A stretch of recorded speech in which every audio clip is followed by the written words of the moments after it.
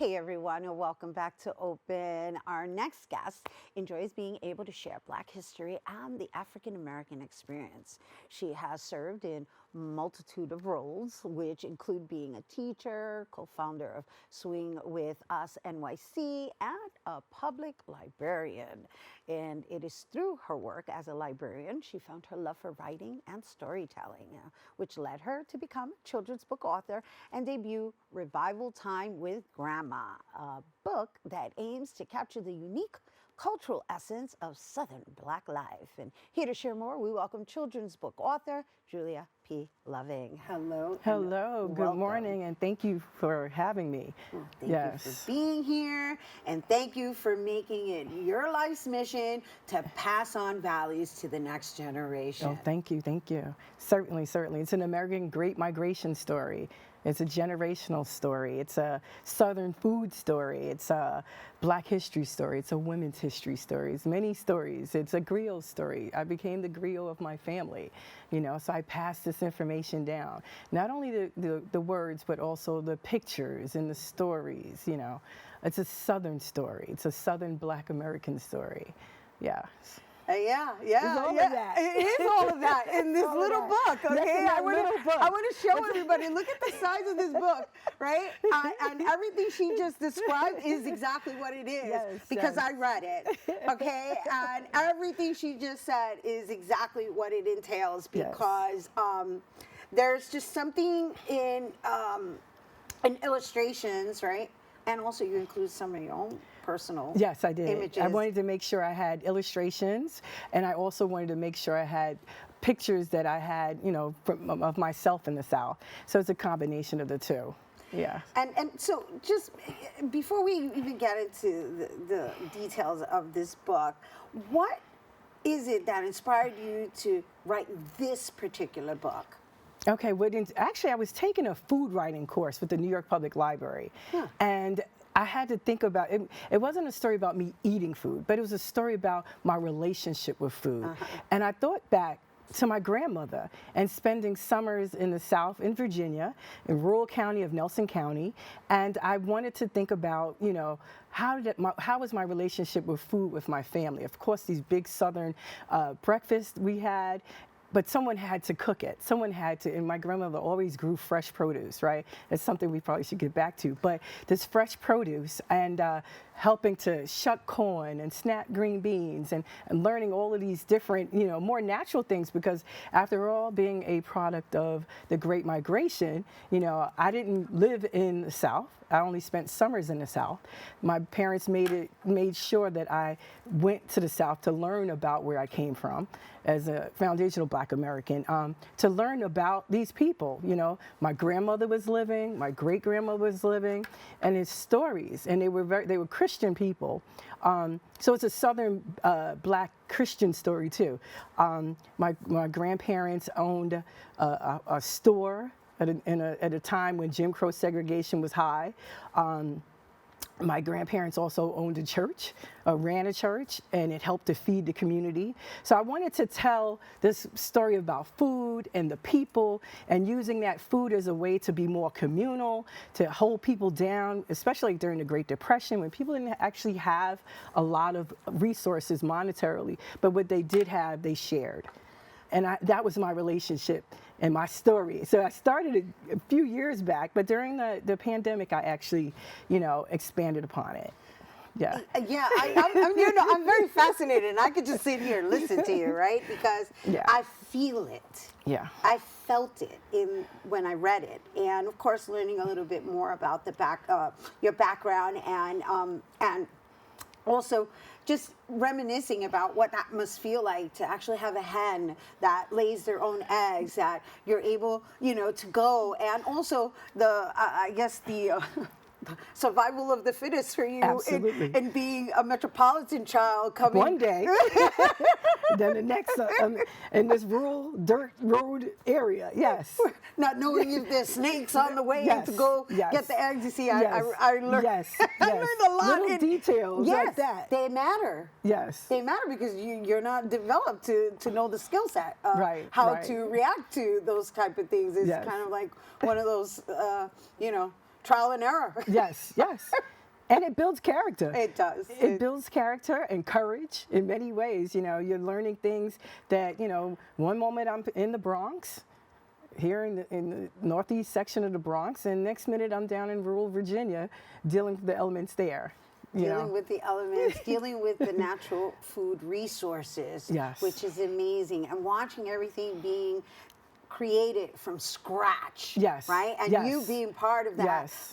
you contributing to it, Yes. and being deprived of going to go fishing like your Yes. brother did, right? Yes, yes. My two brothers, yes. Right. And, well, Yes. I'm only sharing little Yes. details Yes. in the Yes. book because, right, as a female, we'll say, there might have been the stigma of like, oh, now because I'm the girl, I have to stay behind and I have to cook because the women serve the men and what have you, whereas you were, I guess, fantasizing about what it must have felt like to go fishing, but all that time you were there by your grandma's side. Yes. Right? Yes. Intentionally. Intentionally. Being the absorbing. Exactly. For some reason, I was chosen to be the griot of the family. Exactly. And all along, I thought it was because I was the girl. Right. And the youngest. Right. Yes. Right, because at that age, Yes. that's what you're thinking. Yes, absolutely. Right? Yes. And so I want to say I'm bringing that up because in like today's society, and I will even say myself as a progressive mom, Yes. I kind of tend to let my daughter make certain decisions, and through reading your book, I had to reassess certain decisions. Not that I'm going to become strict and mandate her to do certain things, but there are certain things that are meant to happen so that you evolve into a more well-rounded Absolutely. being, right? Absolutely. And so what you learned Yes. was survival skills to the utmost Yes. fittest, because Yes. right now, the world we're living in, what we wouldn't give to have a hen that laid eggs, Absolutely. right? Absolutely. The eggs. The eggs. The eggs. The Yes. eggs. The eggs. Yes. Right. Yes. Right? So I'm trying to make a joke out of it, Yes, but the eggs, but it's real. It is it's real toy, and it's real. It's real to think about how at one time we were able to grow our own, produce and survive. Correct. And really not need for much else. And So, on top of that, yes. do it abundantly.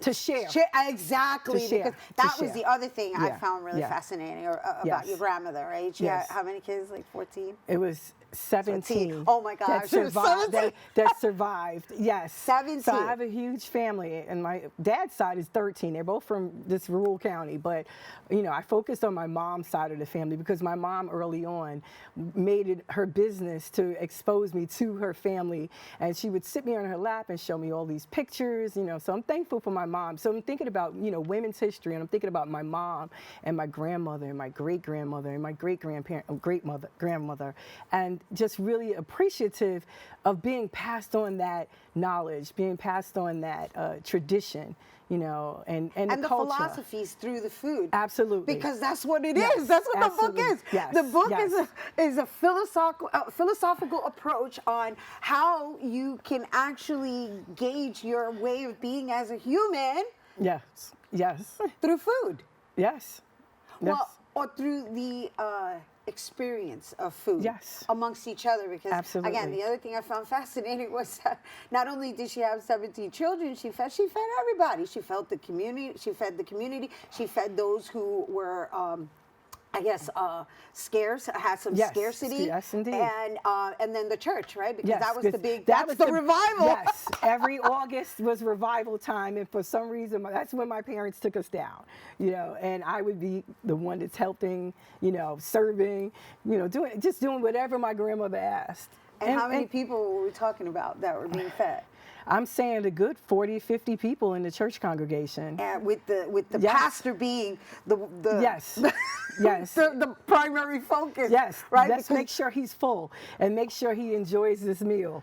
And why was because, that? Because you have to make sure that he's able to pass on this information of revival, these Christian philosophy of revival, and retention of your, of that religious process, It's a beautiful, I'm in awe. Yes, I'm in yes. awe I'm because just thinking, yes. when it's you think revival. about it, right? Because your grandma was like, I'm going to be the foundation. Yes. That's what she was doing. Yes, absolutely. She laid down the foundation to make sure that he was fed well. Yes.